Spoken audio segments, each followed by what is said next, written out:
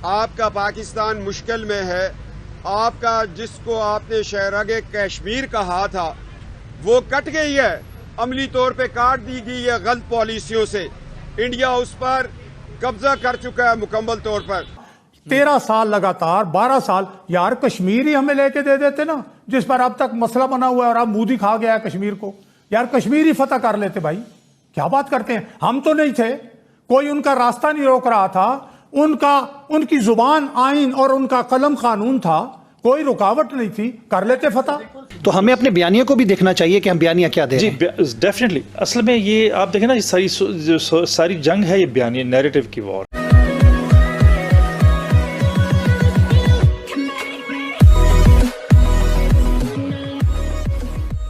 नमस्कार दोस्तों, पाकिस्तान हमेशा मुश्किल में रहता है, हमेशा उसके खिलाफ साजिश होती रहती है और इसीलिए वो सामने से अटैक कर देता है, चाहे वो 1947 हो, 65 हो, 71 हो या फिर 1999 का कारगिल हो।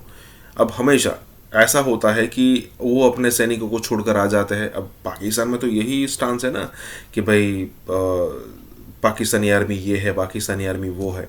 लेकिन जब रियलिटी आती है, जब फेस करने की बात आती है ना, तब वो दुम दमा के भाग जाते हैं। खास करके कारगिल जैसी सिचुएशन देख लीजिए, वो अपने सैनिक लेने नहीं आए वापस, जबकि पूरी दुनिया को पता था कि ये सारे जो लोग हैं ना वो पाकिस्तानी सैनिक थे। 1971 का देख लीजिए, पाकिस्तानी आर्मी सरेंडर करके भाग गई और फिर उसको रिजोल्व करने के लिए किसको आना पड़ा? भुट्टो को, जिसके बाद शिमला एग्रीमेंट हुआ था। अब कहने का मतलब ये है कि पाकिस्तान में एक हवा बनाकर रखा गया था, जो पिछले 1-2 साल में ये हवा टूट चुका है। लोग फिर भी अगर बोलते नहीं है, लेकिन मानने को तो तैयार हो चुके हैं कि भाई ये जो पाकिस्तानी आर्मी वाला जो सगुफा था ना वो फूट चुका है। इसी के साथ ये वीडियो शुरू करते हैं। हमें अपने बयानिया को भी देखना चाहिए कि हम बयानिया क्या दे रहे हैं। जी, डेफिनेटली। असल में ये आप देखें ना, ये सारी जंग है, ये बयानिया नैरेटिव की वॉर है। 13 साल लगातार 12 साल यार कश्मीर ही हमें लेके दे देते ना, जिस पर अब तक मसला बना हुआ है और अब मुंह दिखा गया है कश्मीर को। यार कश्मीर ही फतह कर लेते भाई, क्या बात करते हैं। हम तो नहीं थे, कोई उनका रास्ता नहीं रोक रहा था, उनकी जुबान आइन और उनका कलम कानून था, कोई रुकावट नहीं थी, कर लेते फतह। ये this is war of narratives. अभी अगर नैरेटिव बिल्ड भाई देखें, ये मुल्क तो यहाँ पे सियासी कशमकश है, इंस्टेबिलिटी है, पीस नहीं है यहाँ पे। तो ज़ाहिर जो लोग इन्वेस्ट करना चाह रहे हैं इस मुल्क में, वो क्यों करेंगे?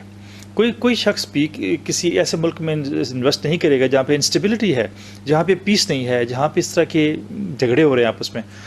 तो ये बहुत बड़ी फॉल्ट लाइन इमर्ज होगी और मैं रिक्वेस्ट करूँगा कि ये थोड़ा सम सेंस शुड प्रिवेल और इन चीज़ों को नुकसान होगा हमारे मुल्क को, ये इसका फ़ायदा कतन नहीं होगा और हमें इन चीज़ों से अवॉइड करना चाहिए। कश्मीर, मकबूजा कश्मीर में आज भारत का जो गैर कानूनी कब्जा है, भारत के जो अज़ाइम हैं, खित्ते के अंदर हिंदुत्व और अखंड भारत का जो एक सोच लेकर आगे चल रहा है, भारत किस तरह उठा रहा है, भारतीय मीडिया क्या कह रहा है। 370 और 35A की जब बात की जाती है तो वहां पर ये आज एक दिन में नहीं हो गया कि उन्होंने इंतजार किया कि इमरान खान साहब की हुकूमत आए। पंजाब में असल तो लड़ाई पंजाब में होती नजर आ रही है। बुनियादी तौर पे देखें, फौज जो है ना अब सिर्फ पंजाब तक महदूद हो गई है। पंजाब से बाहर आपने देखे, सोशल मीडिया में कहता हूँ कि सबसे बड़ा पोल है, सबसे बड़ा सर्वे है। आप फौज के खिलाफ जहां पर कोई भी पोस्ट लगी हो, आप जाके देखिएगा कि आपको कोई एक पठान, कोई एक बलोची, कोई एक सिंधी फौज की हिमायत करता नहीं मिलेगा उस पोस्ट पर। कोई उर्दू स्पीकिंग नहीं मिलेगा, पंजाबी ही आते हैं और पंजाब में ही असल लड़ाई हो रही है। पीटीआई भी पंजाब में है, मुस्लिम लीग नून भी पंजाब में है, फौज भी पंजाब में है। तो डर यह है कि आपस में अपने घर में लड़ाई बड़े पैमाने पर ना हो जाए। बाकी 3 सूबों में तो फारिग है, वहां तो ये बंदूक के जोर पर रुका हुआ है। अच्छा, फिर अगर नवाज शरीफ साहब ने ये बात की तो इमरान खान ने क्या कहा? इमरान खान ने कहा कि जी वो हार रहे थे ख्वाजा आसिफ, उन्होंने आर्मी चीफ को फ़ोन किया और आर्मी चीफ ने उसको शिकस्त से फतह में तब्दील कर दिया। यानी इमरान खान ने वजीर आज़म की सीट पर बैठते हुए सारी दुनिया को कहा कि हमारे आर्मी चीफ ने हारने वाले को जितवा दिया, यानी इलेक्शनों में मुदाखलत की। फिर उन्होंने कहा जनाब कि ISI जानती है कि वज़ीर आज़म क्या करता है, उन्हें सब पता है। यानी सारी दुनिया को कहा कि ISI जो है वो वज़ीर आज़म की जासूसी करती है। तो इमरान सिद्दीक अपना, अगर नवाज शरीफ ने कुछ कहा तो इमरान खान ने मोहर तस्दीक शब्द कर दी। अच्छा, लेकिन सिद्दीकुल फारूक साहब एक जुमला कौन है जो ये कहता है एक जुमला कहने की इजाजत दें।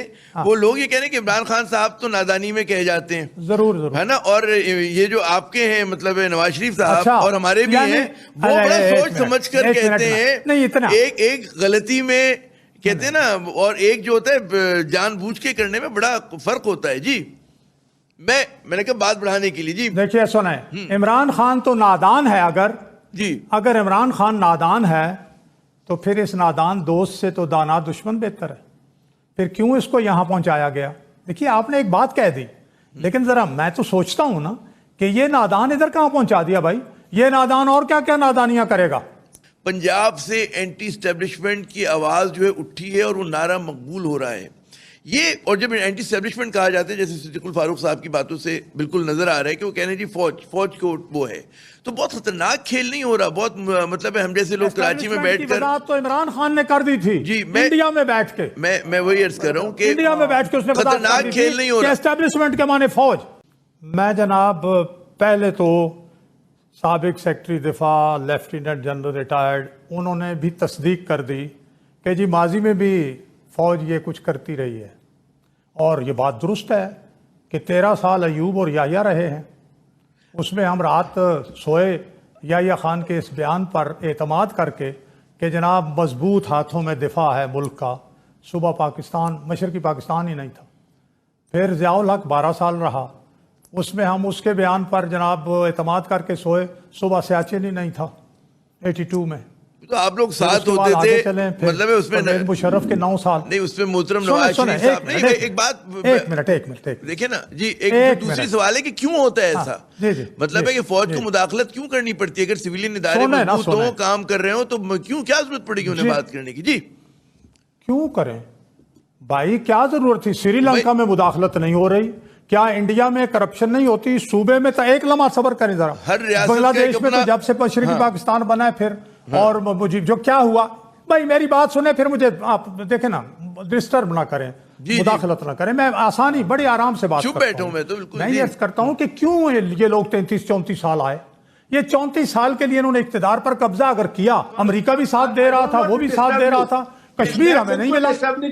मैं एक जुमला कहूंगा सिद्दीक साहब, कश्मीर को क्यों निकाला? रशिया में शंघाई ताउन की मीटिंग में जब डिक्लेरेशन की बात हो रही थी कश्मीर की, आपने देखा कि किस तरीके से इंडिया ने लफ्ज कश्मीर को निकाला। नवाज शरीफ साहब मौजूद थे और कश्मीर को वहां से निकाल दिया गया डिक्लेरेशन से। चलिए वो एक बिल्कुल अलग बहस होगी। मैं चाहूंगा लोधी साहब कश्मीर को सुन ले, जवाब सुन ले, जवाब सुन ले जी, जवाब सुन ले। ये 21 फरवरी 99 जब आया है वाजपेयी यहां आकर, वो डिक्लेरेशन देख लें, कश्मीर लाहौर डिक्लेरेशन, और उसके बाद जब परवेज मुशर्रफ ने कब्जा किया तो इस्लामाबाद डिक्लेरेशन देख ले 2002 का। जनरल साहब ऐसी बात नहीं है, हमने भी तारीख पढ़ी है और मैंने तो किताबें लिखी हुई हैं। ये मजाक थोड़ा ही है कि आप मुझे इस तरह कह के चुप करा दो। अच्छा लोधी साहब, एक तो ये रिस्पॉन्ड कीजिएगा, वो जाके देखें उस वक्त क्या नाम था उसका। एक मिनट, पहले तो अयूब खान को देखें, सिद्दीकुल फारूक साहब जो पाकिस्तान की फौज का बाप था, जरा उसको देखें। सिद्दीकुल फारूक साहब 64 में क्या हुआ एक लम्हा, 1964 में ऑपरेशन जिब्राल्टर के सारे कागजात बॉर्डर से पार चले गए।